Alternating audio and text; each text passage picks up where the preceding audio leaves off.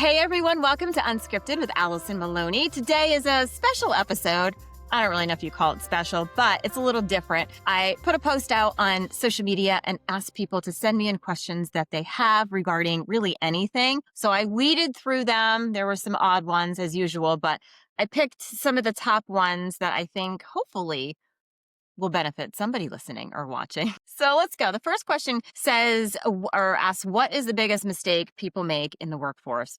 This is a good one because this isn't just regarding PR or media. I think the biggest mistake people make, and I don't want to generalize, but I know me as a woman, I'm always very nervous to ask for things. And I think this probably does go across the board, but I think that the one thing we don't do enough of in the workforce is ask for things. We don't ask for what we want. And if we don't, then we're not going to get it. Our bosses and managers are not sitting there thinking how Susie did a great job and she needs a raise. They're thinking of 10,000 other things that they're doing. So we have to advocate for ourselves. And I learned at a young age when I was an intern at the NBC affiliate, I was answering phones, I was opening mail, filing faxes, but I wasn't learning how to be a reporter. So I knocked on the news director's door. I thanked him for the opportunity. And then I said, by the way, I'm here to learn how to be a reporter. Is there any way I can go out in the field with a reporter? And he said, sure, no problem. You can go out tomorrow. It was that easy.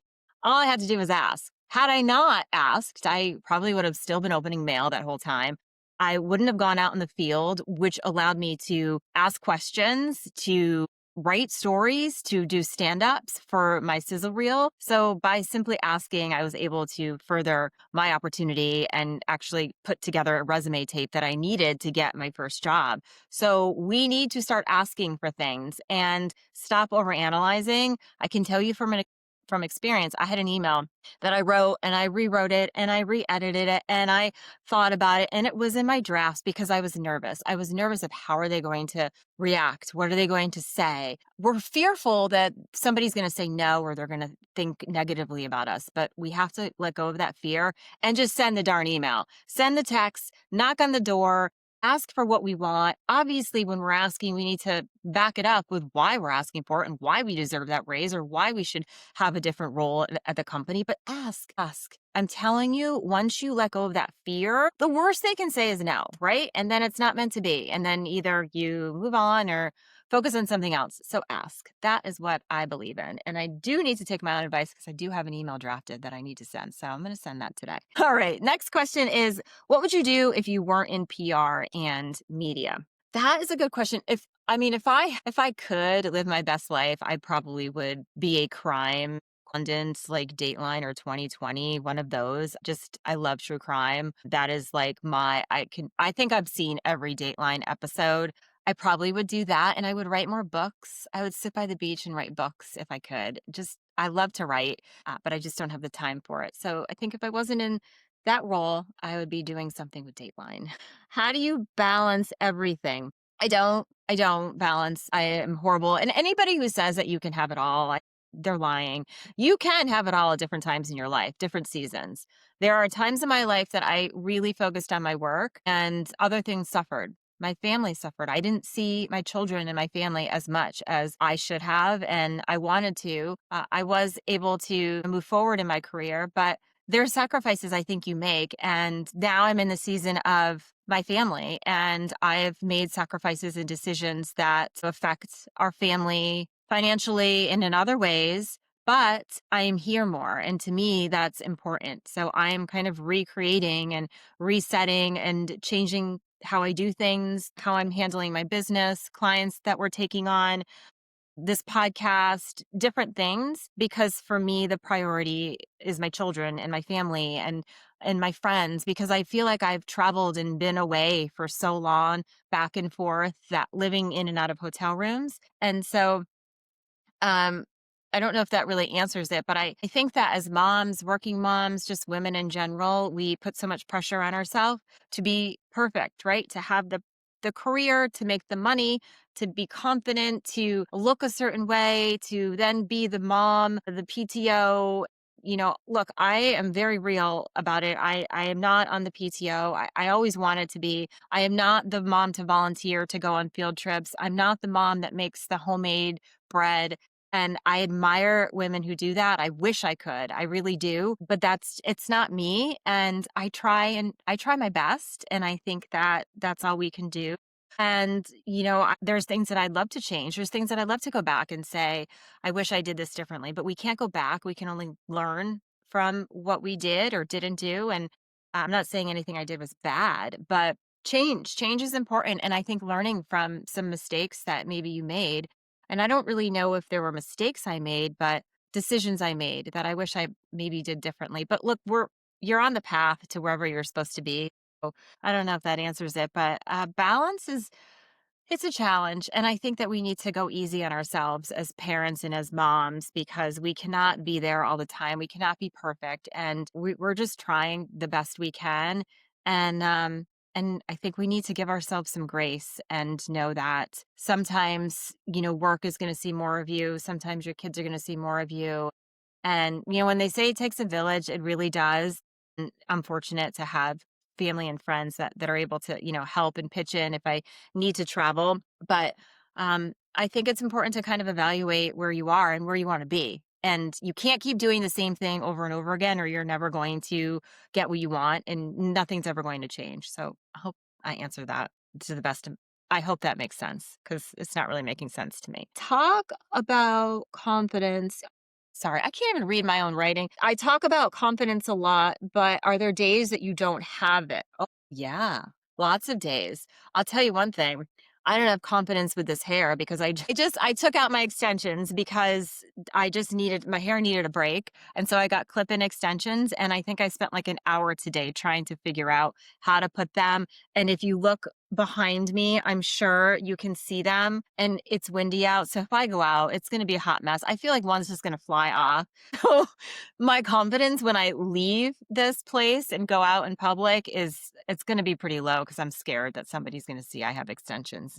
So yeah, if anybody has any tips, help me on this because this has been a journey. But yeah, I mean, there's plenty of times I don't have confidence. Look, I teach how to be confident on camera. I teach how to be confident in the workplace. But just because we appear confident in meetings and on camera doesn't mean that we're always confident, that we like walk in a room and own it. I am introverted. I second guess everything. I have talked about how I went on TV and I was crying before because I had things going on in my personal life that I didn't think I was going to be able to go on TV because my eyes were so puffy from crying the night before over some personal situations. I had no confidence when I started anchoring at Newsmax. I had gone through a real traumatic situation in my life. And at that point, my confidence was absolutely shot. My eating disorder came back. I thought I wasn't outgoing enough. I wasn't smart enough. I wasn't successful enough. I was not enough based on what happened. So it took a long time to get some of that back. And I'm constantly working on that. So just because we appear confident doesn't always mean that we don't have days or times or situations that we are thinking, I don't know, am I good enough to do this? I just gave a speech at a college and I was so nervous because my mentor was there and two faculty members were there. And I was like, are they going to think I'm an idiot? Am I rambling? Am I too over the top? Do I don't have enough energy? Do I have too much energy? I mean, all these things go through my mind, but it's how you present yourself. And also, I do have a little pep talk with myself, or I do have these times where when I'm thinking those things, as I did when I was speaking to the classroom, I remind myself of where I am. I remind myself of everything I've gone through. I remind myself of the accomplishments I've made. And that's what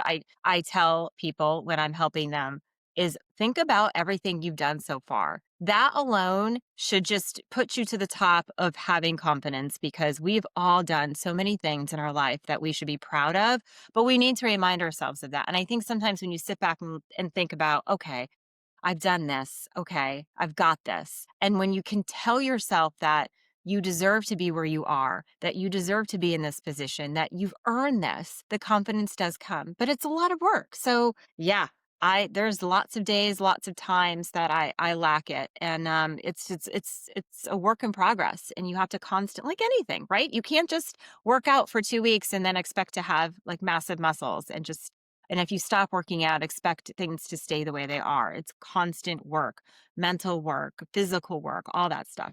Hope that answers that question. Favorite show? Ooh, I kind of already answered this. Dateline. I love it. Andrea Canning. Maybe she wants to come on my podcast because I love her. I have such like a girl crush on her because just her whole style. She's got 5 kids. She is a rock star journalist. I love watching her episodes on Dateline. Just the way she asks questions, you can tell she's really into it. She's listening. She's amazing. So maybe she can come on my podcast or I can meet her. It's so funny. People want to meet celebrities and I want to meet journalists. It's crazy. I've always been that way. I told the story in the class and how I would come home from school and put on pretend newscasts and write scripts for the news while friends and everybody was outside riding their bike. So yeah, I mean, I could care less if I saw a Kardashian, but Andrea Canning, yeah, I would be excited.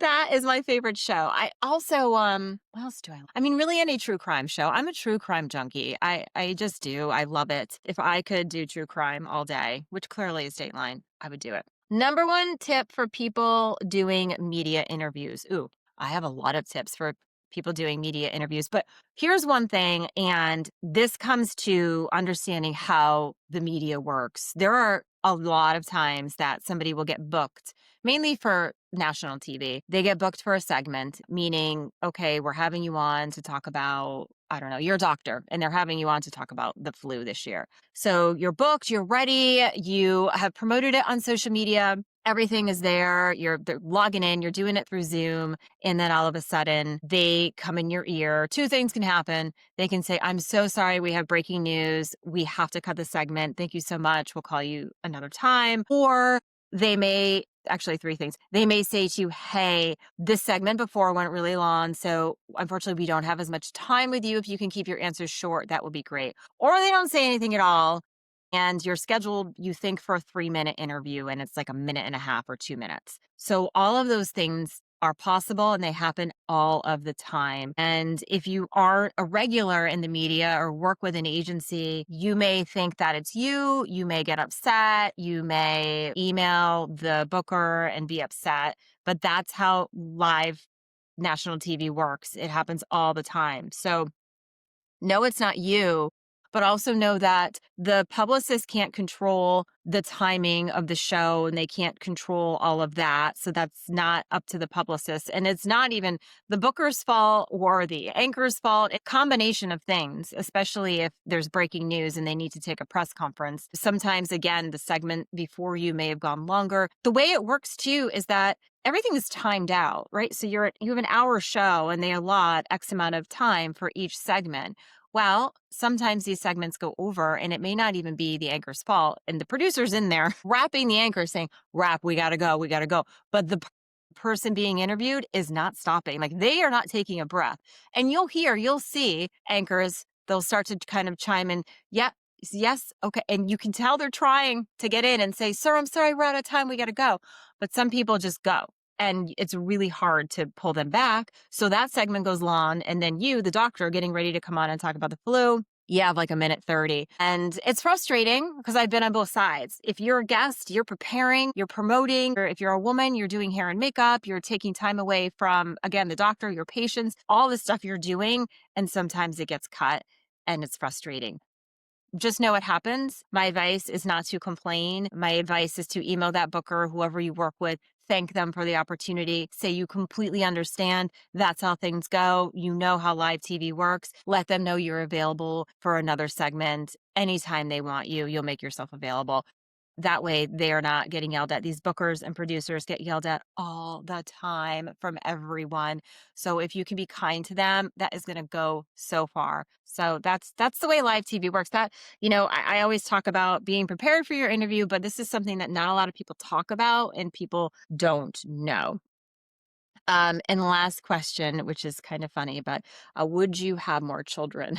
I would love more children, but I am 49. And so that is not going to happen. I cannot imagine having a baby at 49. I can barely keep up with myself, but I have 3 beautiful girls. And that's the reason why at the beginning I was talking about changing things, with balance and life and career. You don't get a do-over as a parent. And when they're gone, they're gone. I mean, my girls, I'm telling you, they're not gonna come out of college and settle down in Western Mass. That's for sure. I already know they're gonna end up in amazing places throughout the country. So I don't get much time with them. And it was funny. I'll just share this with you. And it's kind of cheesy, but it's not if you're a parent. Every morning I write down, what I'm thankful for, the 10 things I'm thankful for. And I write down, things that I want in the future. It's all the manifesting stuff that Gabby Bernstein talks about in The Magic and the Secret book. But I was thinking about like what makes me happy, right? Of course I want a bigger house and I want to travel. I want all the things that everybody wants. But what makes me happy is when all my kids are together. When McKenna was home from school during Columbus Day weekend, all of the girls, we were all in our kitchen and as usual, having multiple conversations at the same time. It's just the way girls work. If you have girls, you know. And I was loving it because I had all my girls home. We were all having different conversations and I was like, this is what life is. This is what makes me so happy is to have them all, especially as the older they get, they're not in the same room together often. It's in and out, practice, work, school, all this stuff that everyone warned me about when the kids get older. And I didn't listen or pay attention. And now I just want them all in one room. I remember listening to Betsy McCoy, the former lieutenant governor. We were in the makeup room one day last year. It was last Thanksgiving. And she was so excited because all her kids were coming home. They were all coming to her house to have Thanksgiving. And I understood. Like, I really understood how she felt because this was McKenna's first year in college. And same thing. It was all of our kids were going to be together. And it's not a small thing, but it really is. It's these things that matter. So I don't even know how I got on that topic, but yeah, that's what matters in life. So enough with my ranting. I'm glad you tuned in. I hope you stayed with me for this short little segment. But if you have any more questions, you know where to find me. I'm always happy to answer questions and always happy to give advice and help people in their journey of work and media and all of that. So, other than that, have a great day, everyone. Thanks for listening.